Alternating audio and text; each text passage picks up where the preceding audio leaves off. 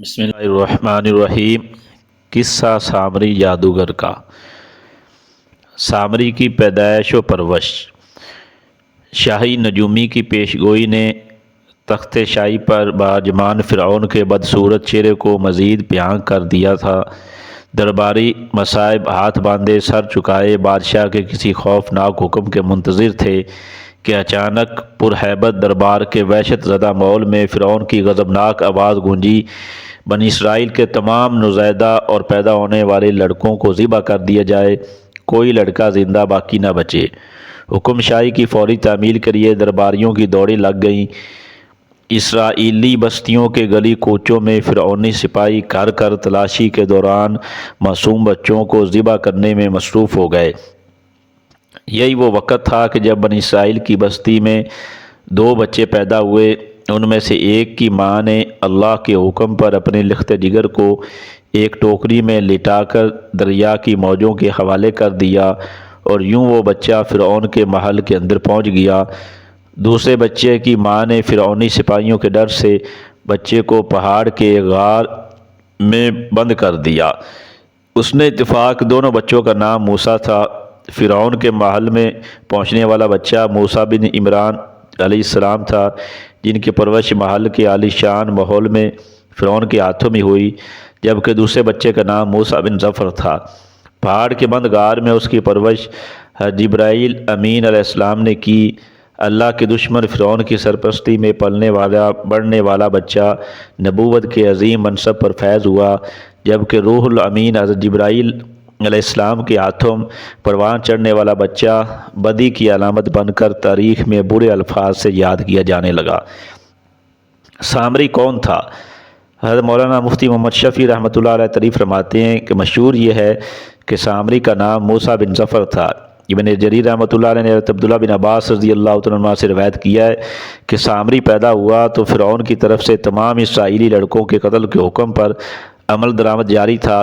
اس کی والدہ کو خوف ہوا کہ فرعونی سپاہی اسے بھی قتل کر دیں گے، لہذا بچے کو اپنے سامنے قتل ہوتا دیکھنے کی مصیبت سے یہ بہتر سمجھا کہ اسے جنگل کے غار میں رکھ کر اوپر سے بند کر دے، کبھی کبھی اس کی خبر گیری کرتی ہوگی۔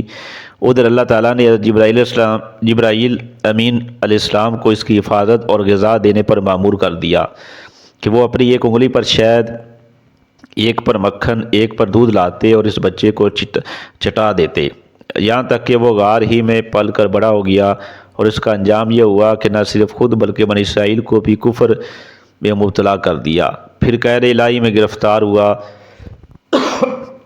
بعض روایت کے مطابق سامری آل فرعون کا قبطی تھا جو حضرت موسیٰ علیہ السلام کے پڑوس میں رہتا تھا اور ان پر ایمان لے آیا تھا۔ جب موسیٰ علیہ السلام بنی اسرائیل کو لے کر مصر سے نکلے تو وہ بھی ساتھ ہو لیا۔ بعض روایات یہاں تک کہیں کہ وہ بنی اسرائیل کے قبیلے سامرا کا رئیس تھا۔ قبیلہ سامرا ملک شام کا معروف قبیلہ ہے۔ حضرت سعید بن جبیر رحمۃ اللہ علیہ نے فرمایا کہ سامری فارسی تھا اور کرمان کا رہنے والا تھا۔ حضرت عبداللہ بن عباس رضی اللہ عنہ نے فرمایا کہ وہ ایک ایسی قوم سے تعلق رکھتا تھا جو گائے کی پرستش کرنے والی تھی۔ وہ کسی طرح سے مصر پہنچ گیا اور بظاہر دین بنی اسرائیل میں داخل ہو گیا، مگر اس کے دل میں نفاق تھا۔ یہ تفسیر قرطبی میں ہے۔ فرعون عبرت کا نشان بن گیا۔ فرعون بحیرہ احمر میں غرق ہو چکا تھا، لیکن حضرت موسیٰ علیہ السلام کی قوم کے بہت سے لوگوں کو اس کے غرق ہونے کا یقین نہیں آتا تھا۔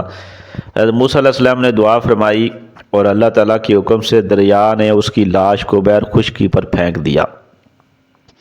ارشاد باری تعالیٰ ہے، آج ہم تیری لاش کو پانی سے نکال لیں گے تاکہ تو ان کے لیے نشان عبرت ہو جو تیرے بعد ہیں، اور بہت سے لوگ ہمارے نشانیوں سے بے خبر ہیں۔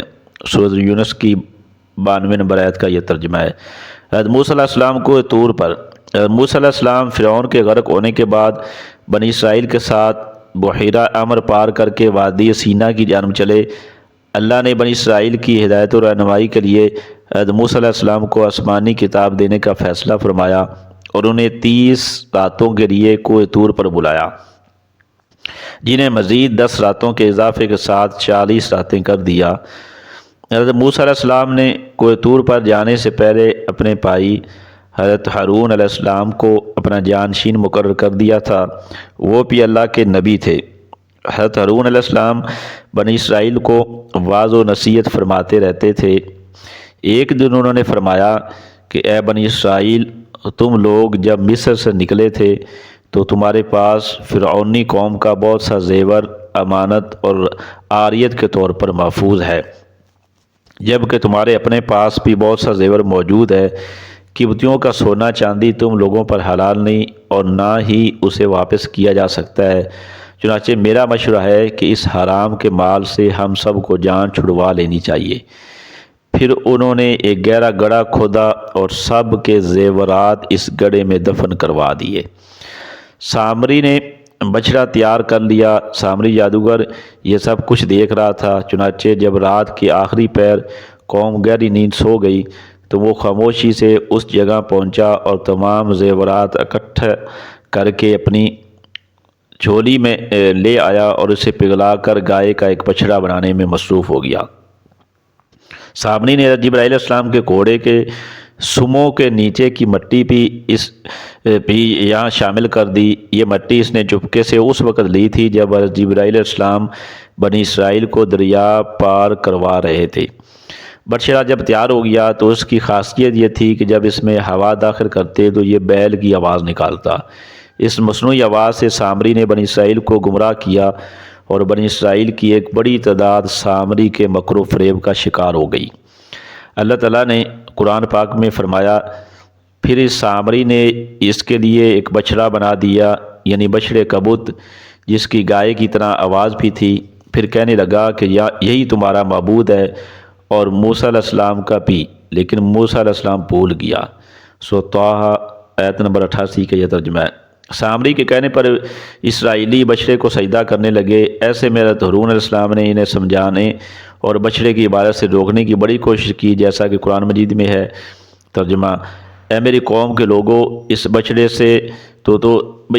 سے تو صرف تمہاری آزمائش کی گئی ہے، تمہارا حقیقی پروردگار تو اللہ تعالیٰ ہی ہے، پس تم سب میری تابع داری کرو اور میری بات مانتے چلو۔ سورۃ طٰہٰ آیت نمبر 90۔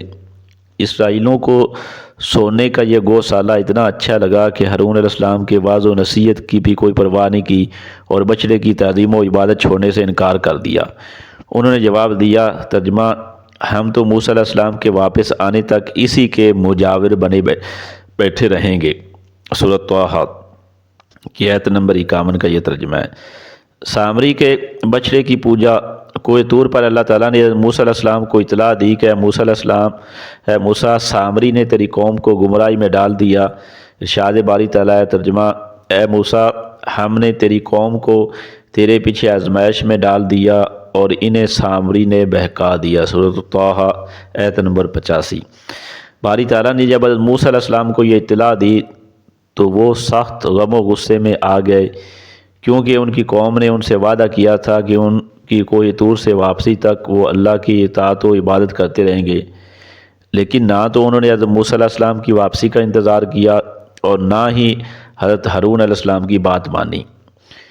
اس کے برعکس وہ سامری جادوگر کی ہدایت پر بچڑے کی پوجا کرتے رہے، یہاں تک کہ اللہ تبارک و تعالیٰ نے حضرت موسیٰ علیہ السلام کو ان کی قوم کی بدعہدی اور گوشالہ پرستی سے آگاہ فرمایا۔ قوم کی بدعہدی پر بھائی سے ناراضگی۔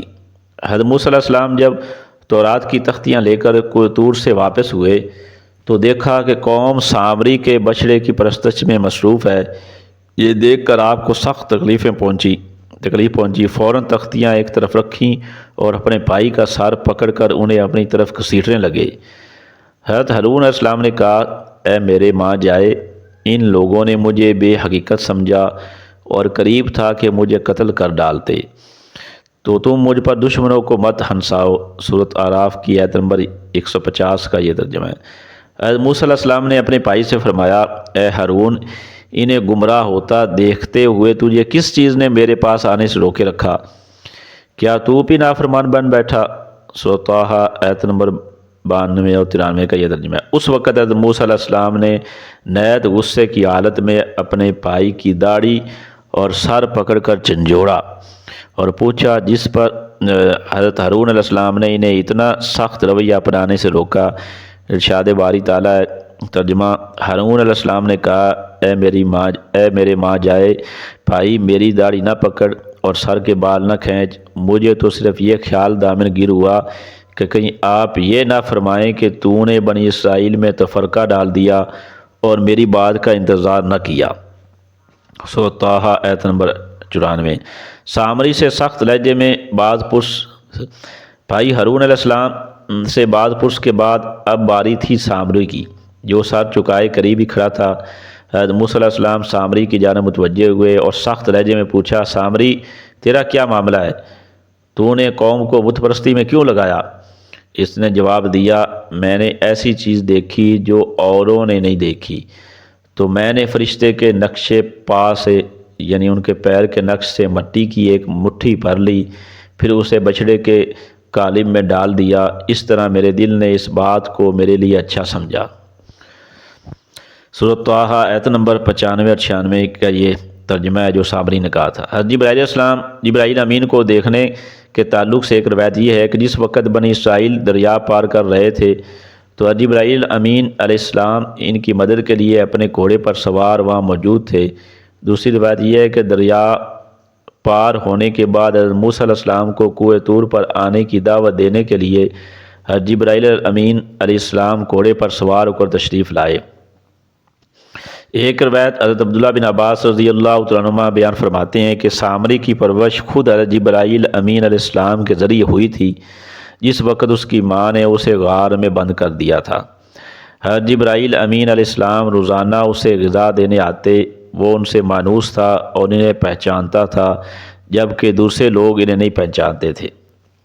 بیان القرآن۔ سامری کے دل میں شیطان نے یہ بات ڈالی کہ حضرت جبرائیل امین علیہ السلام کے گھوڑے کے قدم جس جگہ پڑتے ہیں وہاں کی مٹی میں حیات و زندگی کے خاص اثرات ہوتے ہیں، یہ مٹی اٹھا لی جائے۔ چنانچہ سامری نے وہ مٹی اٹھا لی۔ یہاں اس بات کا بھی تذکرہ ملتا ہے کہ سامری نے حضرت ہارون علیہ السلام سے بھی دعا کروائی تھی کہ میں اپنے ہاتھ میں جو کچھ ہے وہ اس میں ڈالتا ہوں، شرط یہ ہے کہ آپ یہ دعا کر دیں کہ جو میں چاہتا ہوں وہ ہو جائے۔ حضرت ہارون علیہ السلام اس کے نفاق اور گوسالہ پرستی سے واقف نہ تھے، لہذا دعا کروا دی اور اس نے وہ نشان قدم کی خاک اس میں ڈال دی، تو حضرت ہارون علیہ السلام کی دعا سے اس میں حیات کے آثار پیدا ہو گئے۔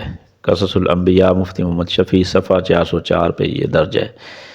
عبرت ناک سزا سامری کی۔